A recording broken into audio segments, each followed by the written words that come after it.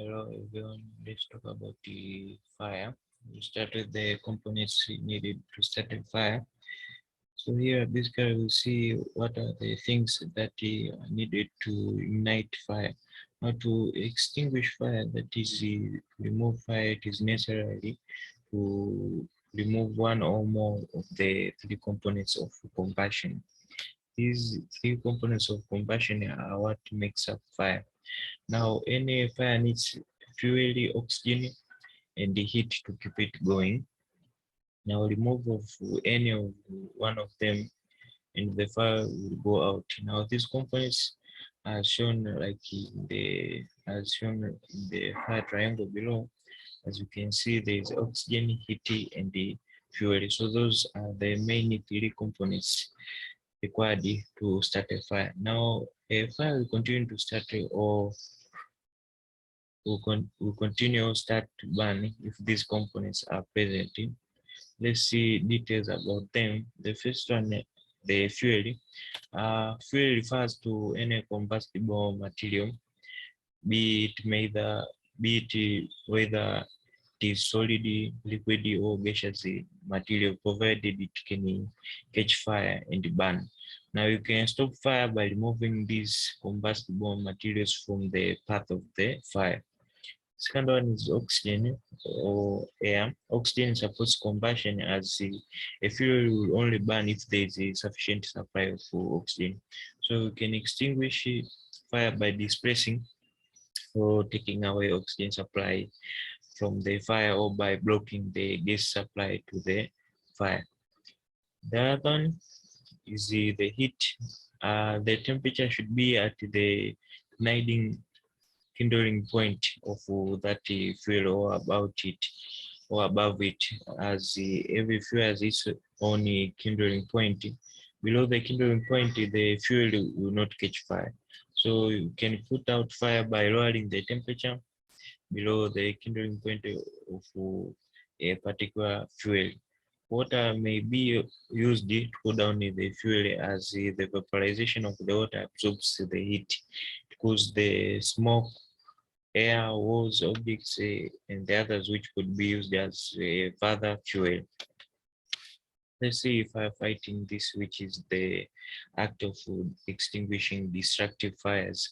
Now, a firefighter fights these fires to prevent the destruction of life, property, and the environment that can be caused by the destructive fire. The types of fires according to their causes. Below starting before starting to fight the fire, it is important to know the size and the type of the fire that you are going to put it off. Now, the kind of firefighting material you are going to use will also depend on the type of fire in the question or the type of fire that is burning. Now, the fires are classified based on the type of the burning materials, starting with the first one, class A fires. These are the fires in which the burning materials are ordinarily combustible materials, which are solids such as paper, wood, cardboard, coal, rubber, clothing, furniture, and the most plastics. Now, water is the best extinguisher for these fires, as however, other type of extinguisher except carbon dioxide can be used. The second one is the class B fires. These fires involve flammable liquids, which are such as petrol, kerosene, oil, alcohol, ether, vanishes, and the others. For small fires, a fire blanket or a sand may be used. If the fire is large, simply use the foam, dry powder, or carbon dioxide extinguisher. Now, the water should not be used on the class B fires because basically being because the burning material being lighter than water will just float and spread the fire further. So the water extinguishers should not be used. The third one is class C fires. These involve the burning materials which are the flammable gases such as hydrogen, acetylene, coal gas, butane, methane, propane, and the others. Now, the basic extinguishers to use in fighting against these fires are foam, dry powder, or carbon dioxide extinguishers.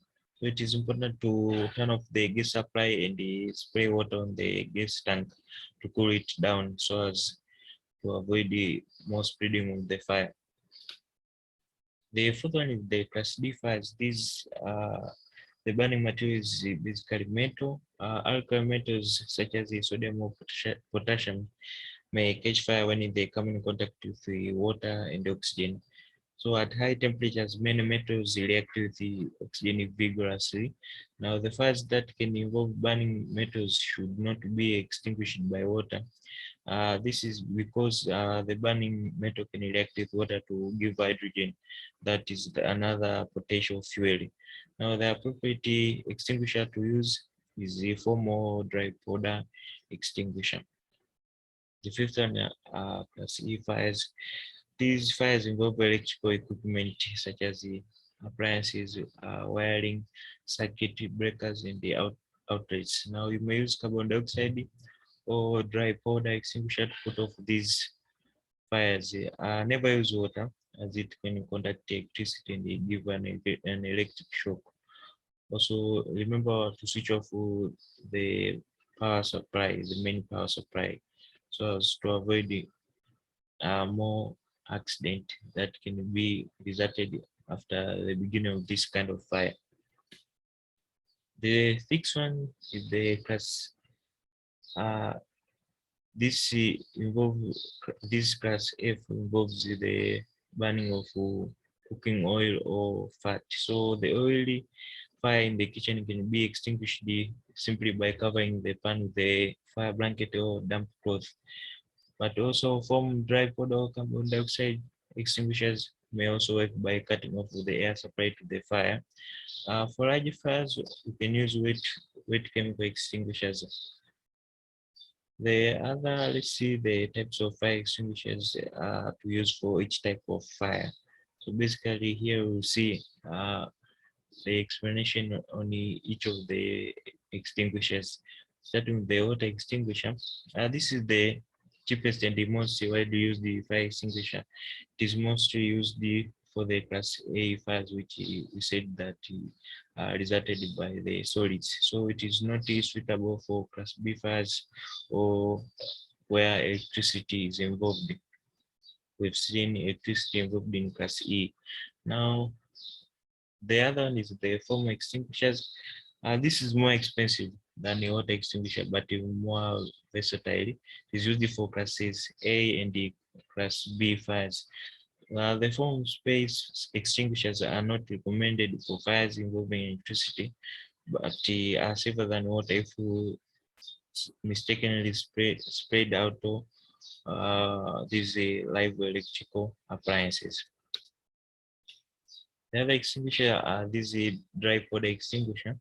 Now, this is often termed as a multi-purpose extinguishers. It can be used on classes A, B, and the C fires. This is the best for liquid fires. That is class B. It is also efficient extinguisher for class C fires.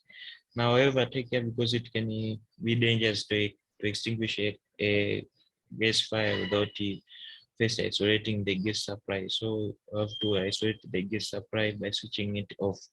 Now, special powders are available for class D fires. When powder type extinguishers are used indoors, the powder can obscure vision or damage goods and machinery. So it is also very messy. The other extinguisher, carbon dioxide extinguisher. This is the idea for fires involving electrical appliances, the class E. So it is also used in extinguishing class B fires. However, the extinguisher has no post-fire security. The fire could reignite. It means can come back again. The other extinguisher is the wet chemical extinguisher, which is a special extinguisher of class F fires. The extinguisher contains potassium salts. So basically the salts not only help to cool down the flames, but also form a saponification blanket that effectively smoothes the flame with thick soapy foam. see the precautions when using these fire extinguishers. The following are just of the few safety precautions. The first one is that they keep a reasonable distance from the fire, as it may suddenly change direction, so to not harm the firefighter. The second one is that you never use a portable extinguisher on people. Instead you can use a fire blanket. The third one is that you do not test a portable extinguisher to see if it works, because this may cause leakage and later failure to work during an emergency. The fifth one is that you do not return a used portable extinguisher to the wall, since you have to make sure that is recharged first. And the last one is that when your fire gets out of control, you have to notify the nearest fire brigade. Hope it's clear. Thank you for listening.